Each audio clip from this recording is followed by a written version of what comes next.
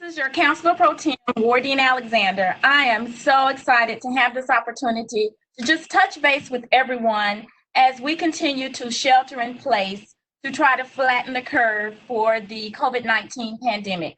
This would have been our regular meeting this week and last week of our quarterly meeting for our neighborhood leaders, for our chat and chew, and with our District 7 clergy in our Coffee with the Clergy.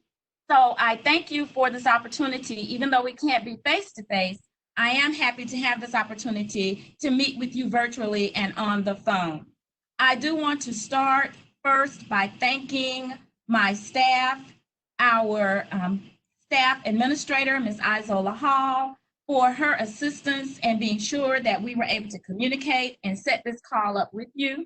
I also want to thank our PIO staff. You've already heard from Max and Ms. Kimberly Garner for making this possible with the technology that we have in hand. And I'd also like to thank our three presenters who will be joining us today. So thank you, thank you, thank you. I do want to start with just a brief moment of silence, if you all would join me, as we send prayers and lift everyone in prayer who is going through this pandemic with us, whether you're sheltering in place or either you are a member of an essential staff where you have been working and you are following the guidelines that have been given to us to keep us all safe and again, help us to return to what I'm sure will be our new normal. So I do thank you again, each of you joining in. And I do want to thank the residents of District 7 for giving me this opportunity to serve you. We do have three speakers that will be with us today, and they will be sharing information that my staff and I thought would be pertinent to share with you as we continue to go through this pandemic. We will have Dr. Wesley Wilford, who is one of the directors of the Jefferson County Department of Health.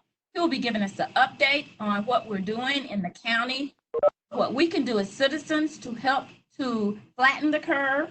We also have Dr. Josh Carpenter, who is our Director of Innovation and Economic Development. As you may know, the city has done some very innovative things through our Birmingham Strong program to help our small businesses.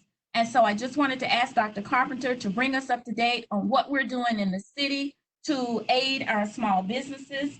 And then last, we have Ms. Jerry Haslam. She's the Director of Community Engagement for Red Mountain Park. And Ms. Haslam is going to help us to stay healthy and give us some tips on mind and body as we go through this. So again, thank everyone for joining us. And Isola is helping me out here, telling me where my camera is. So thank you, Isola. Always keeping me straight. Thank you. All right, so as we begin, I would like to go ahead and give the mic over to Dr. Wesley Wilford, who is the Director of Jefferson County Health Department. And if you will, just give us some COVID-19 updates. Thank you. Thank you so much for the opportunity to be able to speak. It's always an honor to be able to reach out to the public. And, I want to start off by saying that where we are in Jefferson County at this point, we are seeing fewer cases overall than we did earlier on back in the very late part of March, very early part of April. However, we still have some cases that are circulating in the community. And I think it's important just to restate the fact that this virus is that there is no immunity in our community to this virus. And what that means is that the virus, if it encounters someone, if someone comes in contact with the virus, there's nothing that stops the virus from infecting them. So it's a very infectious virus. Plus, no one has any protection against it because we don't have an immunity to it. So that no one can be protected by their own immune system. So that means that it can sort of tear through our community. We've done a good job, though. We've done a very good job of keeping that burden to a very minimum, and that is in large part due to the efforts of our citizens of Jefferson County who have really thrown their all into it to keep their distance from one another.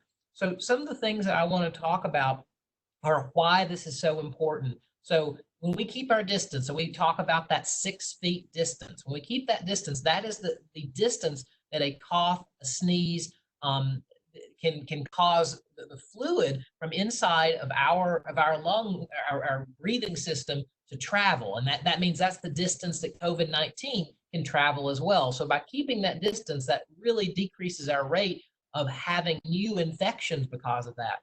Recently, Dr. Mark Wilson here at the Jefferson County Department of Health issued guidance on using face coverings. So, and to be clear, what we mean by that is that that can be a cloth, that can be a bandana, that can be a t-shirt even. Anything that covers your face and prevents you from, prevents the spread of those droplets, that is, again, it doesn't protect you so much as it protects your neighbor, because it slows down the spread of the virus if someone was sick to the people that are around them. So that's why we're encouraging people to use face coverings when they're out in public. The other thing that we want to talk about is, it's still very important to try to limit your trips outside of the house and limit your contacts to really just those people that already live in your home. So, if you've got mom, dad, a son and daughter at home, you don't really want to go beyond that circle. You want to keep those people together. If you start going out to see friends, if you go see, or if the children go out to play with other children, it creates more opportunities for the virus to spread and bring back to the home and cause illness. But in all of that, I think one of the things that people wonder about is, well, things seem very restrictive right now. I know a lot of people have cabin fever, and I know that, it's hard sort of being isolated from people. I know myself, like, I was planning to go back to see my mom this spring, and I haven't had a chance to do that. And I talk to her every day, but it's just not always the same. But we've had to change how we communicate and what we do, and that's something that I want people to be as creative as they can about. We have a lot of technology at our disposal now, much like this, where we can see people even though we're not physically together. But some of the things to help break up the monotony and break up the challenge of all of this is like, please feel free to sit outside. It is perfectly okay to go out and enjoy this when we've got nice sunny weather like this, to enjoy that weather, to enjoy the cool air. You just want to make sure that, if someone stops to say hi, that they're keeping a good distance and they're not coming up close to you, but really just want to avoid those contacts outside of your home. Please feel free to go for a walk, be able to walk around your neighborhood. You just keep your distance from people, because we want people to get exercise, and we also want people to get some sunshine, because it just helps you feel better and helps us get us through this a little bit better. And also, for those people who have pets, I mean, it's a wonderful opportunity for your pet to get some exercise, and also just to, have some bonding time with your animals. The things that we really want people to avoid is, whenever you go outdoors, if there's a large group of people that are congregating, you really want to stay clear of that. Again, that could put you at risk, and certainly could put them at risk as well. And like I was alluding to before, our children, it's really important that while they're not in school at the moment, that they may have a little bit more free time on their hands. And it's really important that they try to limit contact with their other friends outside of the home, because again, that just gives more opportunities for this virus to spread and come back to the home. And then lastly is, I know one thing that we talk about a lot on our media outlets is, whenever you go to stores, you want to make sure that you're doing everything that you can to keep your distance within a store. Most stores are doing a very good job of trying to throttle and limit the flow of people in and out. But you just really want to be extra careful, because we obviously have to go to the store, but we have to use a lot of caution so that we don't bring the virus back to our family members. Other than that, those are the main updates right now. But I do want to say, one of the things that we're doing in Jefferson County as part of our efforts in controlling coronavirus is what we call contact tracing. And people may have heard about this. Contact tracing is the process where if someone has a positive test for COVID-19, the Alabama Department of Public Health gets notified of that, and then they send that information to us, and we will reach out to people. So if someone tests positive and they have a call from the Jefferson County Department of Health, that's perfectly normal. That's just our normal way of doing business. And what we do, we ask certain questions to be able to figure out where a person's been, who they could have potentially exposed the virus to. Certainly, they didn't expose anyone intentionally, but it just helps us to understand the path of the virus and helps us to track it down and stop further spread. And so that's something that if someone has tested positive, they've probably talked to us at some point. And again, that's part of our efforts to slow the spread of disease. But with that, I'll conclude my comments. And again, I thank you all for the opportunity, and I'll stay available on the call. All right, thank you, Dr. Williford. To Councilor Alexander now to introduce. All right. Thank you, Dr. Wilford, for bringing us that update on COVID-19 and assisting us in how we can be good citizens again and try to flatten the curve. I do just want to let everyone know that these slides will be available later along with the broadcast of this call so that you can refer back to it if you're on the phone and you don't have the slides available. So thank you, Dr. Wilford, and we will certainly keep all of these tips that you have given us in mind. And we thank you for the work that you and Dr. Wilson are doing there at the Jefferson County Department of Health. Thank you. Next, we'll have Dr. Josh Carpenter, who has joined us. He's our Director of Innovation and Economic Development. Now, as you know, not only has COVID-19 affected a lot of our lives personally, but it's also affected our small businesses. And I am very happy to have been a part of some of the innovative ideas and work that has been done by Mayor Woodfin and Dr. Carpenter and his team. So Dr. Carpenter, if you'll just give us an update on what we're doing in the city of Birmingham to help with the small businesses and a little bit about our Birmingham Strong program. Dr. Josh Carpenter. Well, good morning, everyone. And Councilor Alexander, thank you for the opportunity to help. It's always a pleasure to work with your office and Isola especially. I'm so grateful for y'all's partnership as economic development. It requires a big team, not just a team, but a big and a good and thoughtful team. And so I lean on Councilor Alexander, President Pro Tem Alexander a lot as a thought partner and as someone who really cares about small businesses and about workers in our community. So I'm going to talk a little bit about what we're doing through Birmingham Strong, but also want to make sure that you know that I'm available for questions on or off this call. But let me say first, the state of small businesses is at a crisis point, and I think that's important for us to say up front. Everything we've done is to react to that crisis and really to respond to that crisis in a way that is sensitive to the business owners and the risks that they take, but also to the workers that they employ, to the families of those workers. Birmingham is going to have a higher unemployment rate than it has had in my lifetime and probably in many of your lifetimes. And it's not just a Birmingham problem. The International Monetary Fund, the IMF, just published a report that said they expect that this will be an enduring crisis, that we will have a 10% unemployment rate for a very long time. Between early March and now, we've seen about 20,000 Birmingham residents file for unemployment. Over that normal period, we would expect that number to be closer to about 1,000 to 2,000. So this is it's hit the Birmingham economy particularly hard. We're seeing businesses close down as a result of that. And so I just want to be real about the facts on the ground.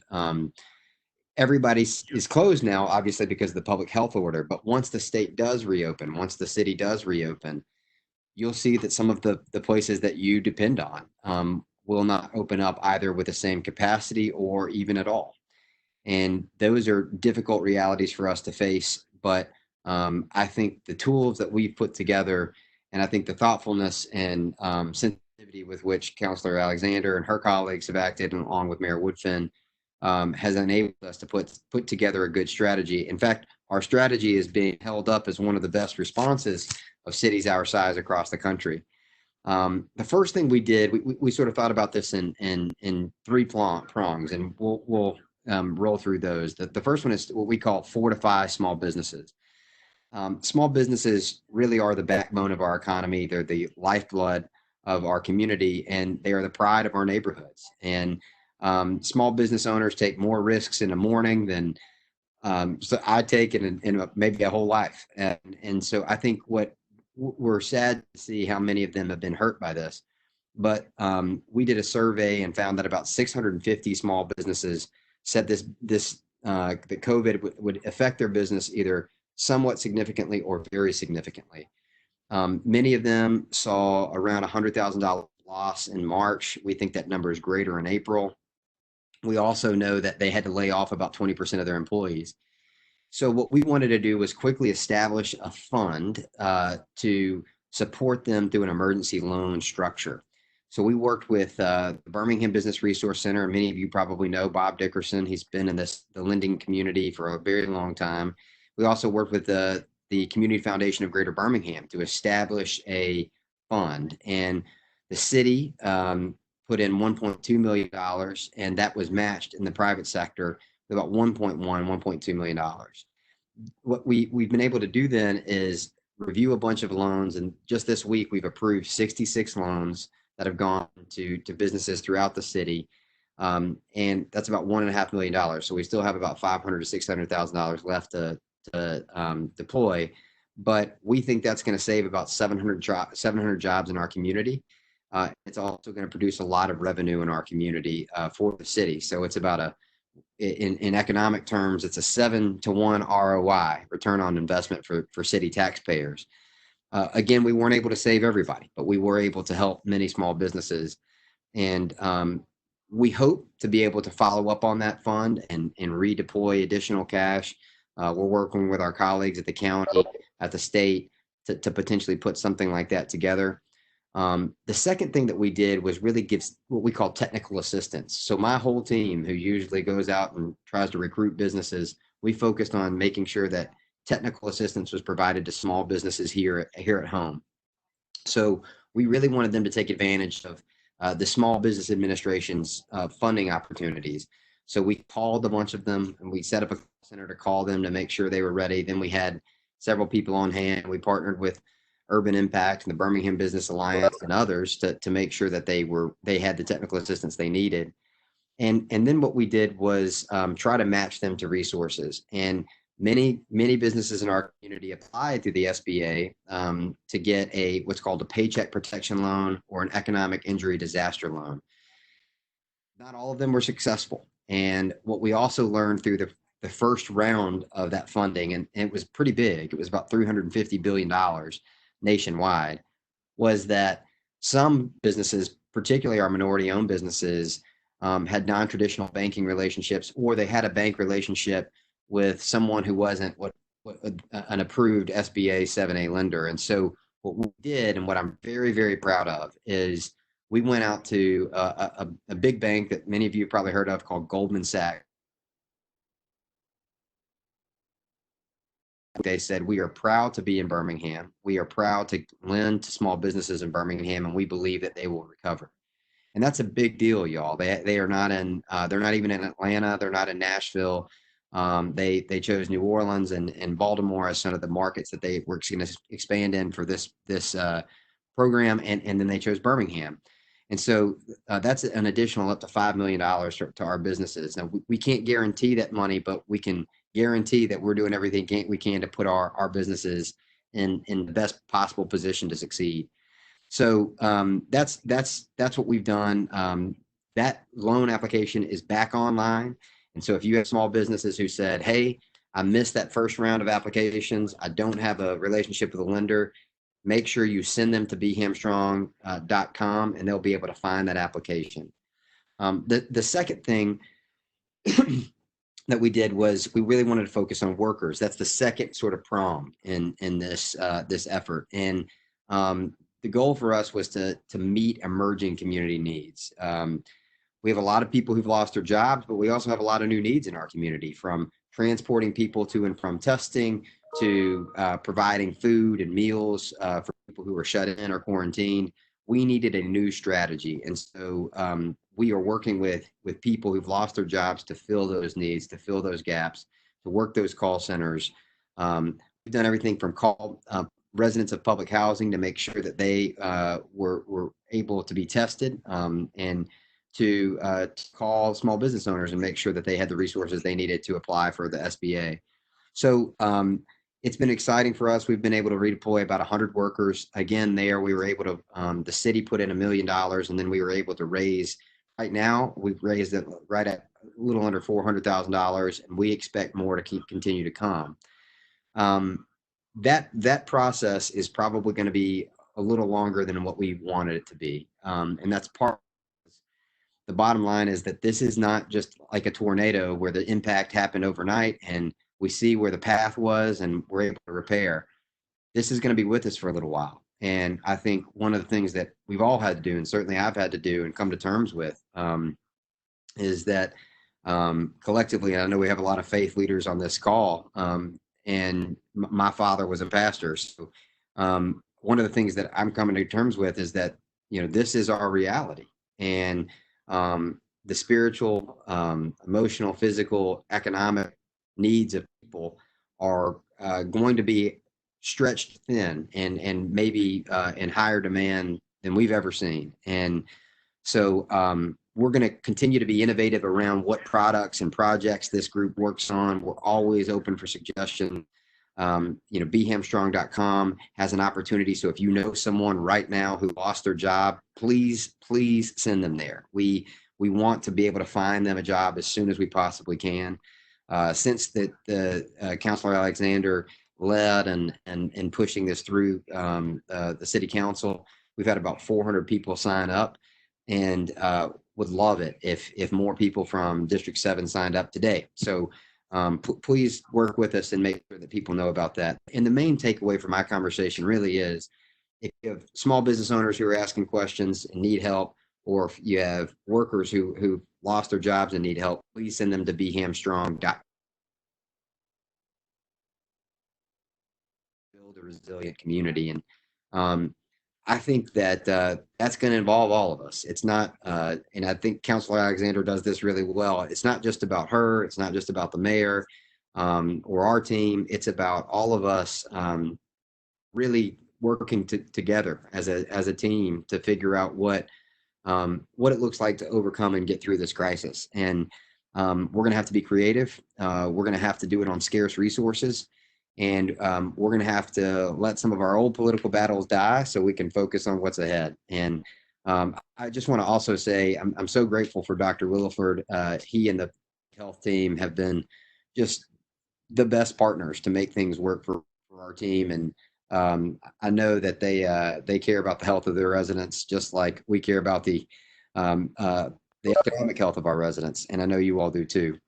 So I'm happy to answer questions later, but I want to kick it back to Councilor Alexander. Thank you very much. I am truly appreciative, Dr. Carpenter, of the update that you've given us today. And again, I just can't thank you enough, and the mayor and my colleagues, for the innovative spirit, the fact that I think we were one of the first cities to try to create a program that would help our own small businesses. So again, I continue to be thankful for the partnership that we have among our council, with our mayor and his staff, as well as with our partners in the community.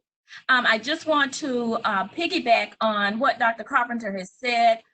Just for those of you on the call from District 7, we did get a list of zip codes who had benefited from the program, and I am happy to say that we do have some businesses in District 7 who have been a part of the BeHamstrong Long program.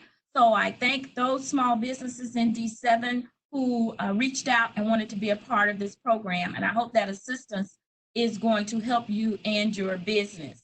I do know, as far as some of our clergy that are on, I have had some questions and have tried to lead you for that technical assistance for any federal program that came under the CARES Act and the PPP, the payroll protection plan that is available for certain companies and agencies.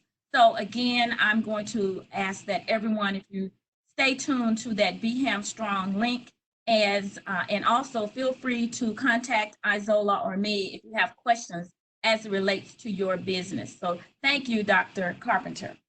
Well, those of you who can't see me on the screen, I am wearing an OK t-shirt, and it is just as a means of saying we will be okay. We are a resilient community, and we will get through this. This too shall pass.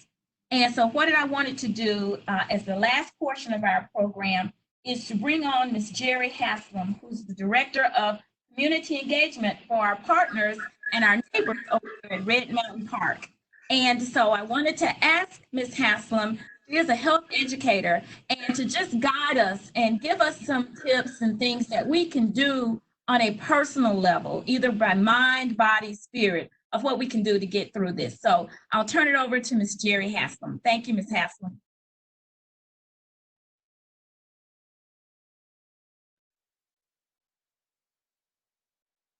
I am just grateful to be here to share with D7, because what is very important and a passion of mine is making sure that we address our health. And with that being said, Red Mountain Park is 1,500 acres and is in D7. There may be people who have never visited Red Mountain Park, or they're not really sure where it's located. And I know that we are practicing our shelter in place, but this is one of the places where if you need to get out, because it is so huge and so widespread, if you're able to, this would be a great place so you can walk or you can hike. And that connecting with nature has been proven to be so beneficial to us. And right now, because we are experiencing the unknown, the uncertainty, I want to make sure that we're connecting still with our physical and our mental health.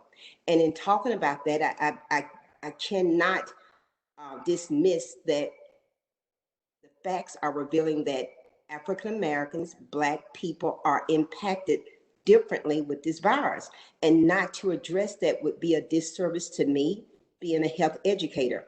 And what I need for, I guess, Black people, everyone to understand is we have underlying issues that take this virus to another level. Those underlying issues, be it high blood pressure, diabetes, asthma, things like that. So whereas maybe you have been living with that disease and just operating and thinking, this is the norm, this disease is taking that to a different level. And one reason that it is because we have health disparities, we have health inequities, and we have had systemic racism. And to own that, not to be angry about it, but just to own it and to say, okay, we know these things, so what can we do as individuals and a community to address those things? And that one thing that you can address is your health. And when I ask you to do these things, it may be, wow, we're taking in a lot of information. There are constant news conferences, there's constant things in the news. But one thing you may want to do is limit that, is to decide, I'm only going to take in 20 minutes or an hour worth of news. I'm not going to connect with news constantly all day, because another thing that is showing is it's impacting everyone from your kids to adults. The entire family is being impacted by that. So one thing I would suggest is you limit your time in getting updates when it comes to COVID-19. You understand that it's important for you to have this knowledge, but you should not be plugged in 24 hours a day trying to get information on that. That's something that I think we all need to do, be informed, but not be overloaded. Secondly, I need, just like we're saying, I need you to get outside. You may think, oh, I have cabin fever, but you can sit on your porch, you can sit on your back porch, you can just actually walk around in your neighborhood, and you will be surprised that in doing that, you can avoid your neighbors at 6 feet of distance, and still that fresh air, that sunshine, that 30 minutes of walk can change your whole mood. That is going to also impact your mental state. There's so many unknowns. What about my kids? What about my job? How am I going to pay my bills? All of those things are a domino effect. And if that is impacting your health, that's a playground for a stroke. So what you want to make sure is that you're releasing this stress, you're actually getting up, you're walking, you're not trying to be in a hurry, you're just trying to calm yourself down. There are lots of free applications now because of COVID-19. These applications are free. One in particular I'm just thinking of is the YMCA. The YMCA of the USA, whether you're a member or not, you can obtain this app, and they have over 50 classes. Also, you got Peloton. They have free membership for classes. So if you're saying, well, I'm really just don't want to go outside, you can still obtain exercise inside of your home with those free apps. So what I want us to do is to remain confident and positive while we're going through this, but understanding that nature, being outside in nature and getting your exercise, is just as important for your health as it is for your financial health, your physical health, and your mental health, because that is priceless. And with COVID-19, it impacts everybody. So the healthier you are, the more you're able to address that if you are impacted with the disease, with the virus. If you have any questions, I feel free to answer those. Again, I'm just glad for our community to understand that if we're not moving, we must start moving. And this virus has taught us that, and it has shined a light that some people may not have acknowledged previously of the health disparities and inequities that we experience in this country. I thank you. Back to you, Councilor Alexander. Well, thank you so much, Ms. Haslam. And you have shared some important points about COVID-19 and what we have learned during this particular pandemic. Of course, it did bring to light some of those health disparities that we know exist in our population. And so we'll be looking for our medical and health scientific officials to guide us through that and help us as we go through the process of looking at this information and disseminating it and seeing what we can do to maintain the health of our citizens. I do want to say that when I talked to you and invited you to join us and ask you to be a part of this program, you gave me one tip that I found was very helpful. I believe you were saying if you walk just 3 mailboxes up and back and forth in certain repetitions, that can help you with your health. And I have been doing that. So thank you for the reminder that we do still need to stay on the move. We do still need to eat healthy. And again, I also like the fact that you mentioned sometimes we need to limit that 24-hour surveillance of CNN or trying to keep up with the news and backing off of that. And I see Dr. Wilford's head is nodding in agreement with that as well. So thank you again. We did not have an opportunity to entertain any questions just because of the communication tools that we have today, but I do want to remind you, if you have questions for any of our presenters, feel free to email those to izola.hall@birminghamal.gov, or you can email those to me, wardeen.alexander@birminghamal.gov, and we'll be sure to get that question to each one of our presenters, and so that they can follow up, and we'll be sure to follow up with you. Thank you all again to each of our 3 presenters. You have been very helpful in helping us navigate our way through this new normal. I don't know, Dr. Wilford or Dr. Carpenter, if you have anything that you'd just like to add before I give some other information to our participants.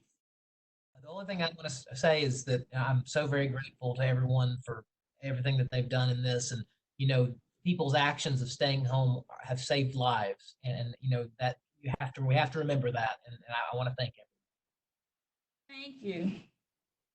And I don't know if Dr. Carpenter is still with us. I see his screen is up, but I do also want to thank Dr. Carpenter for the information that he has shared. And again, if we have any members of the clergy who are thinking of how this can, these programs that are available, whether our local program or our national programs, can be assistance to them, feel free to contact our office, or again, BHAM Strong and any of those links with the Dr. Carpenter's department. So we want to be sure to get the assistance out there that is needed. As we end the call, I do again want to thank everyone who has participated. I do know that the mayor has had some calls over the past week, and he's had calls in the past with the neighborhood leadership as well as with the clergy. I did receive some calls yesterday. We have had some services, city services, that had been to be pushed back or temporarily discontinued. One of those was the recycling program. It has been discontinued as of this time, but if you do to the birminghamal.gov website, it does give some alternatives if you would still like to participate in the recycling program. I believe also in previous calls, the mayor has mentioned some of the Department of Public Works, some of those services have been scaled back. And I just want to remind you, those were done to protect the safety of those workers. We're trying to create the appropriate social distancing for those crews as they ride out and try to keep our neighborhoods clean, but we also want to keep those workers safe. They have families, they need a break at times, so they've done some things to adjust their hours, as well as to maintain their safety. I do know that they are continuing some of that work. I did just see the right-of-way cleared off in my neighborhood most recently, and they've been working out throughout the city. So those responses may be somewhat limited, but they are getting out there, again, wanting to maintain the cleanliness of our city. Again, we are operating on a basis of where Isola and I are working from home.